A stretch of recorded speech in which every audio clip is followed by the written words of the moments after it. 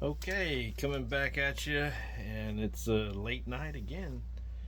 So, I was just sitting around digging through some things, and I found another interesting set of notes that I had taken, and it was titled 13 Problems That Cause Issues in the Field. I guess along the way of doing field exercises and living in the field and camping and everything else, I've made these notes along the way. So here's a 13. Let's go ahead and get into it. So number one is bug bites. Bugs, bites, stings, ants, mosquitoes, spiders, ticks, worms.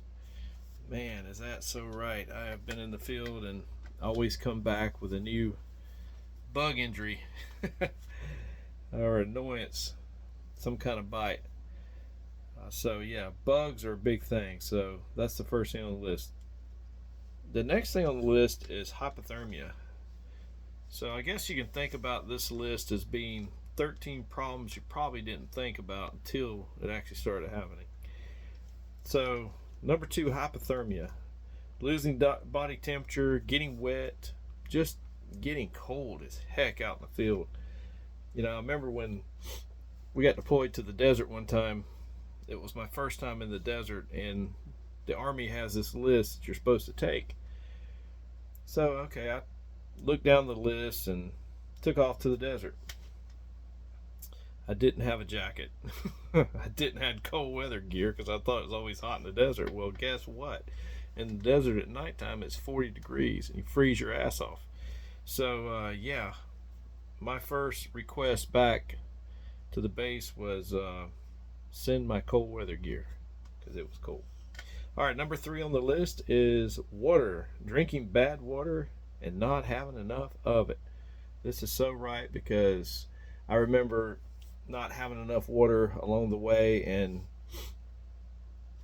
almost starting to ration water. So think about water, and you might even want to carry, a straw, a Sawyer mini straw or something like that to make sure that the water is not going to be bad.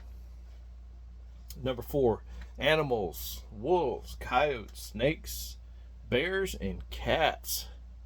And I'm going to add spiders to the end of that, even though I've already talked about spiders. There's some damn spiders out in the desert. It's big enough to be a friggin' animal. So, yeah, animals. I remember a particular camping trip. Woke up in the middle of the night to a hell of a ruckus in the base or in the camp, and looked outside, and there was a group of coyotes or pack of coyotes coming right through the middle of our camp, just raising hell. It was crazy. So yeah, think about animals. Number five, weather. Just the weather in general.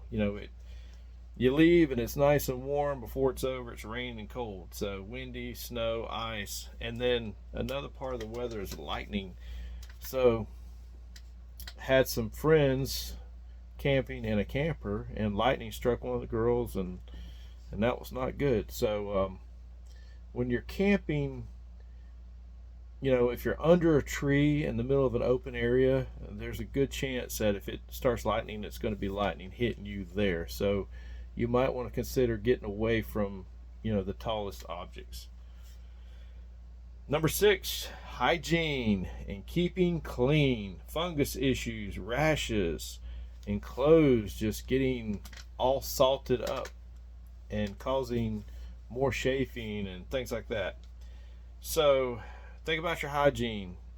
Change your socks out a lot. Keep yourself clean. Number seven, other humans. Yes, this is the biggest thing.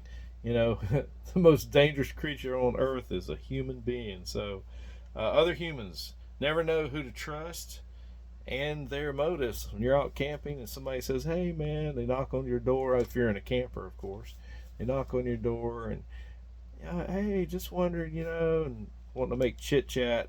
You never know what they're up to. So, just kind of keep one eye open and, one eye on your gun or one hand on your gun.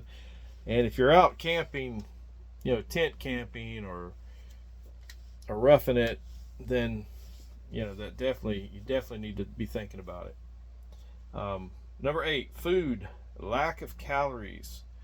That can shock your body. You know, a lot of times, especially if your little blood sugar has little blood sugar issues and things like that, carrying a big ruck and hanging around and doing a lot of hiking and stuff, it can slip up on you, and it's hard to get that energy back up if you don't have a candy bar or something with you.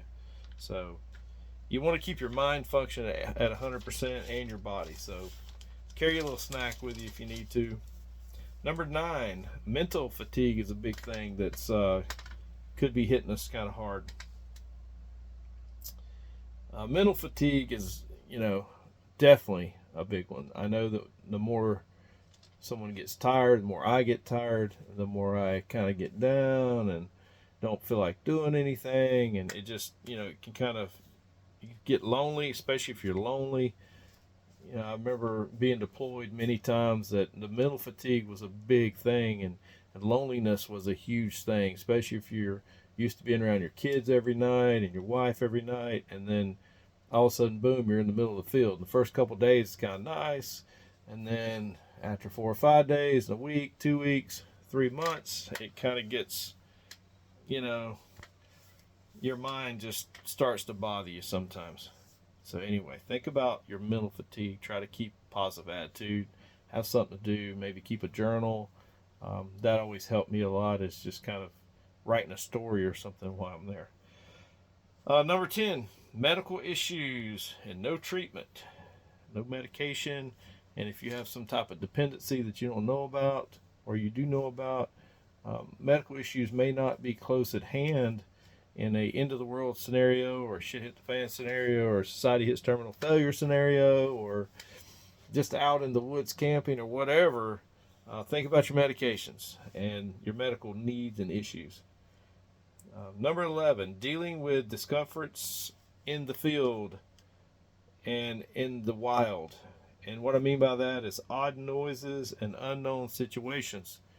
And this is a big one because I notice like when we go out in the field just to practice and to camp and stuff, you'll hear coyotes, you hear dogs, you hear owls, you hear noises you don't know what the hell they are, and you hear trucks and cars and explosions and just all kind of noises that you don't normally hear inside your house when it's all nice and insulated, and you don't hear noises. So in war, you hear a lot of crazy noise. You're wondering, you hear a tube go off, and you say, damn, are they about to mortar us? Or you hear an explosion in the distance, or you hear a jet go over, or nowadays, you hear a drone, you wonder if the drone's on your side or whatever. So all these extra noises can add to discomfort in the field. And the other discomfort in the field too is sleeping, not just noises and odd things going on that you're not used to, but also you're sleeping and how you're sleeping, your comfort, meaning your mat. Is it too hard, or maybe you don't have the right pillow, or maybe you used to putting your arm up on a pillow, but now that's not there anymore. Those are the kind of things. So kind of think these things through before you go to the field, or before society hits terminal failure or things fall apart and you end up having to maybe sleep in the wild. Just kind of be prepared for that. Number 12, lack of knowledge and skills, not knowing how to or what to eat, how to do simple survival and crafting things. This is a huge one. If you don't have a big skill set toolbox and you're going out, or society fails and shit hits the fan and society's broke down and you're having to leave your home, or you end up out of your home or somehow out in the field living in the wild, you need to have a huge skill set toolbox. You need to know all about water, how to clean water, how to purify water, how to find water. You need to know about how to find food, what you can eat in your local area, how to start a fire, probably 25, 30 different ways. Realistically, you need to know how to start a fire quite well. You need to know how to take care of medical needs without a bunch of medicine. And you just need to have a plethora of skill sets, building shelter. And, other people might be dependent on you. So it's important for you to go learn these skills now, because when your wife looks at you or your kids look at you and go, Daddy, can you build me a shelter? And you're like, yeah, I don't know how. So, who's the hero now? So, anyway, think about your lack of knowledge and your lack of skills and fix that now. You have a little time, so fix it now. And number 13, the last thing on my little list that I put down is clothing and equipment failure, especially your shoes. This is big because in a society failure or just a basic camping or anything, shoes are so important. And I always like to take 2 sets. I take the set that I'm hiking with and that sort of thing, and I take a set of Crocs to hang out around the camp with.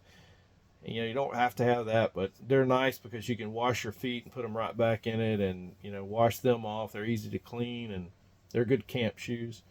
But in a war zone and where society's broken down and maybe some explosions have happened and buildings have crumbled, and I mean, look at Ukraine and Israel right now. Just take a look at the background of the war zone and where those feet are having to go. Yeah, so there's glass, there's rebar, there's shards of everything sharp. There's no really good footing on anything, so it's slip and slide everywhere, and it's fall down and skin your elbow and skin your knee, and having to keep your balance well. So you need a good set of boots and something that supports your ankle, something that keeps things from going up through the bottom of your foot, and just good protection all the way around. And you need to go get them and get them broken in now. And I would suggest get 2 sets of those.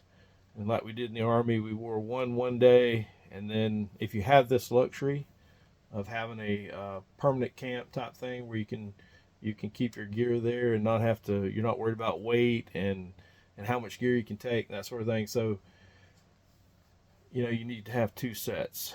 And like we did in the Army, we marked 1 set with a 1 under the bottom on the bottom of the sole of the shoe, and the second set with a 2. And on the even days, we wore the 2s, and on the odd days, we wore the 1s. And that way would make us rotate our shoes so they would dry out and not cause us more foot issues. And it also helped us to break them in. And so get you a good set of shoes. And there's so many different good sets of shoes. I like Solomon's. I use those. But there are others that are really good too. There's just tons of good boots and things out there. Get you a good set, get them broken in, and kind of think about that. The other part is your clothes. They have failures. Zippers fail, buttons come off. Be prepared for that. Have a little repair kit. I like the ripstop pants, and because usually if it starts to rip, it doesn't rip the whole seat out of them and things like that. So anyway, pick out clothes that have a good track record, that's going to last you, can take a beating, because you're not going to be able to rotate your clothes out as much. Army always said, you wear one, you take one, you're washing one. So basically 3 of everything. And I was in the 80s and 90s, so things changed a lot, I'm sure. But anyway, think about your clothes failures, and like anything else, 2 is 1, 1 is nothing.